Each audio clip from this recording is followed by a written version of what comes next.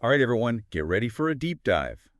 Today we're talking about that exciting, sometimes overwhelming first month abroad.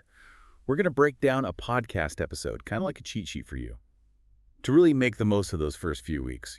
It's all about thriving, not just surviving. We're taking those real stories, those tips from students who have been there, and turning them into advice you can actually use. Love it. So let's start at the very beginning. Touching down in a new country, that first work. What are some things you can do to, conquer that first week after a long flight? The podcast really stressed rest. You've traveled, maybe you're jet lagged, but once you've caught your breath, those first few steps are important. Okay, so what are we talking about here? What should be top of mind? Practical things. Checking into where you're staying, finding the grocery store, the pharmacy, that kind of thing. And maybe the most important, figuring out how to get around. Oh yeah, I bet that could be a bit daunting in a new city. All those new streets, new systems. Right, and they had a great tip specifically for Germany. Get a local SIM card, get a transport pass, like right away. Yeah. Makes things so much smoother. Time-saving tip, love it. What about all the less fun stuff? Visas, paperwork, all that. Yeah, gotta do it. Think of it as like, rip the Band-Aid off so you can enjoy the rest of your time. They mentioned registering your address in the Netherlands and setting up a bank account in the UK as common examples. Good reminders. Okay. So you're settled in, finding your way around. What's next? Orientation. You're about to officially become part of the academic scene in a new country. Orientation week. I remember those days. Meeting new people, figuring out the campus. Sounds exciting. It is, but it's also a chance to understand how things work academically. Yeah. Because things are different everywhere you go. Oh, I bet. I've heard stories about how different classes can be from country to country. For real, the podcast talked about the US, where they really want you to participate in class. But in Germany or France, it's more about lectures, more formal. Interesting. Knowing that beforehand could make a big difference for sure. What else should someone keep in mind during orientation? Don't forget the practical side of things, even with all the socializing going on. Your class schedule, finding the library, all those online platforms the university uses. Get familiar with it all. Right, setting yourself up for success from the start. Okay, so orientation's done, classes are starting. How do you deal with the day-to-day stuff in a totally new place? Routine. Even simple things like grocery shopping or doing laundry, they might feel different, or maybe even challenging at first. Yeah, even just getting around town. I imagine that could be a whole learning curve depending on where you are. Totally. They had some great examples about public transport. Like in London, it's all about the Oyster card, but in Singapore, you need the Easy Link card. Ooh, insider tips. I love it. But what about places where public transport isn't really the main thing? They talked about New Zealand, where cycling or walking are way more common. It really depends on the place and how things are set up there. So it's all part of the adventure, right? Figuring Yeah. out how things work in your new home. Exactly. And don't forget the fun stuff while you're at it, finding those cool little cafes, the parks, the markets. It's all part of the experience. I love that. It's not just about surviving. It's about finding those moments of joy in everyday life. Okay, we've covered getting settled, university life, the daily grind. But let's talk about the social side. Making friends, finding your people. That can be tough in a new place. It is, and the podcast really emphasized how important it is to build those connections, find your support system, and they had some great advice. Like what? Tell me everything. Join clubs. Seriously, classic advice for a reason. You instantly meet people who are into the same things you are, and lots of universities have groups specifically for international students. Instant community, that's awesome. I think they mentioned some other good ways to meet people too. Yep. Welcome dinners, meetups, that kind of thing.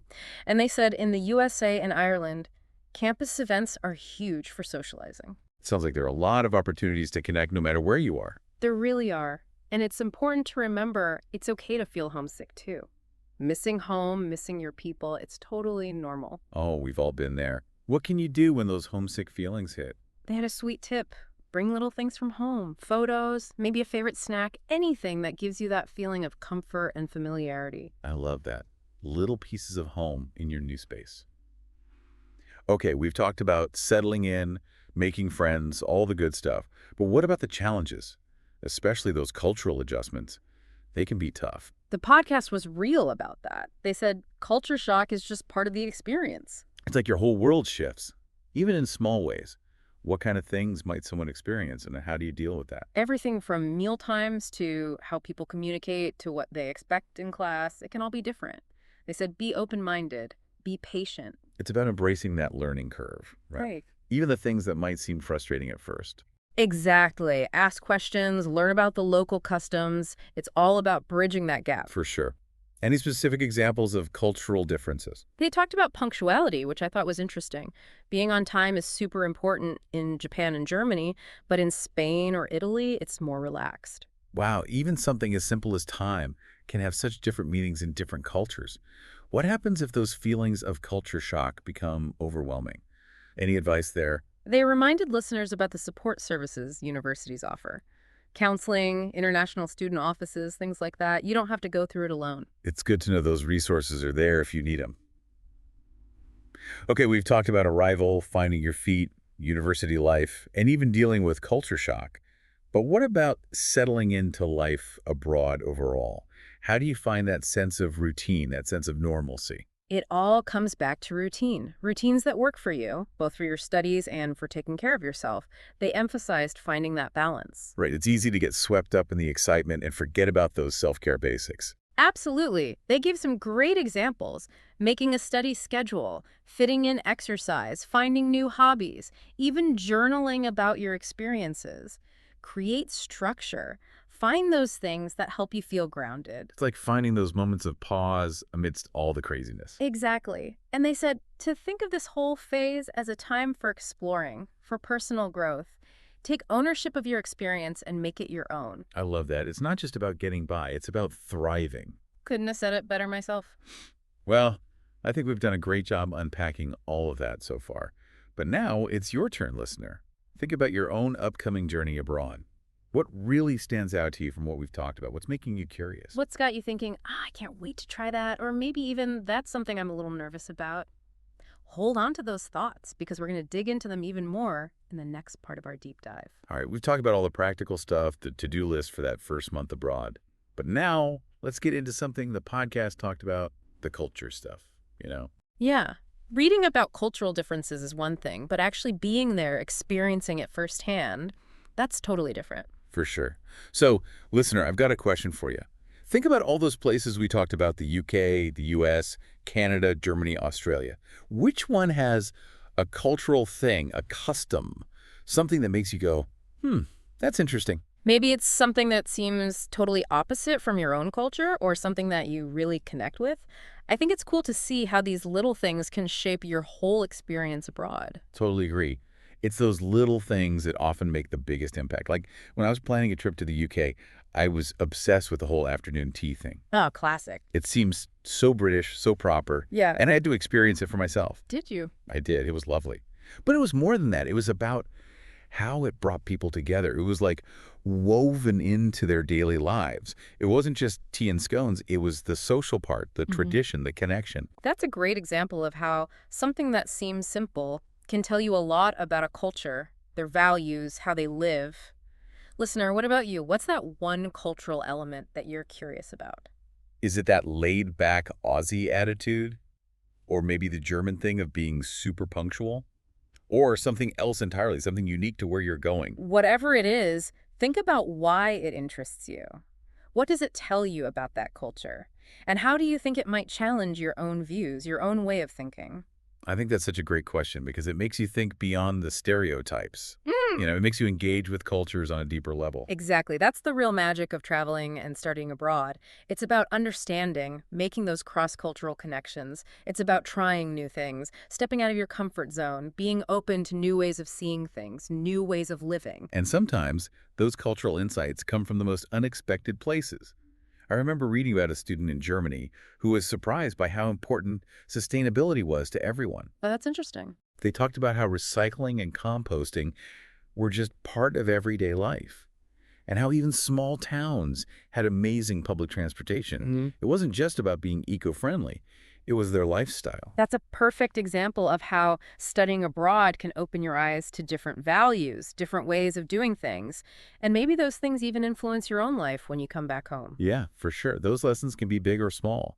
Maybe you learn a new language, try a new food, or maybe you start to understand different perspectives on things like family, work, or community. It's all about broadening your horizons, seeing the world differently, and becoming, well, a more well-rounded person, right? And the cool thing is that this cultural journey doesn't end when you go home.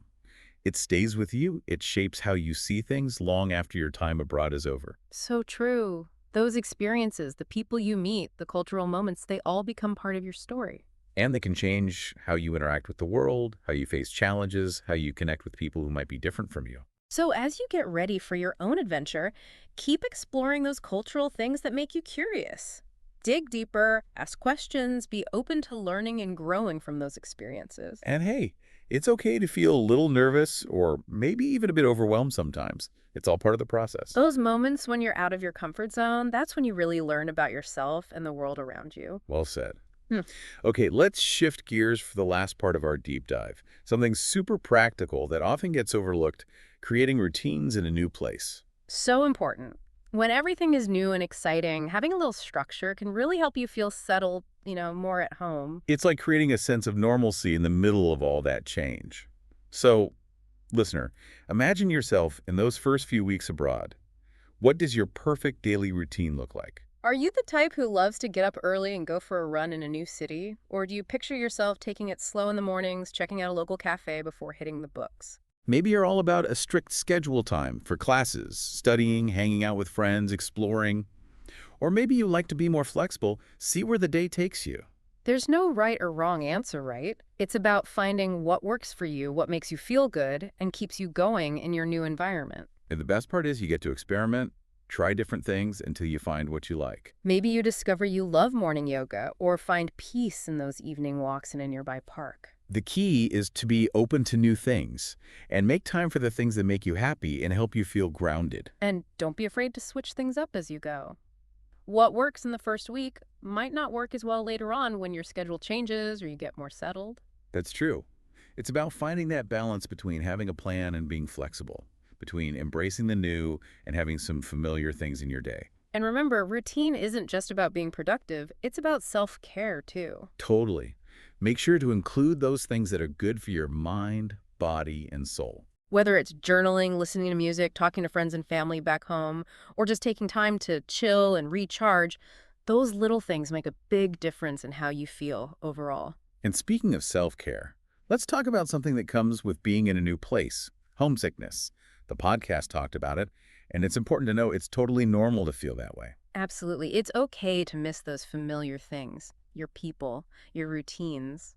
So listener, what can you do when you start feeling homesick?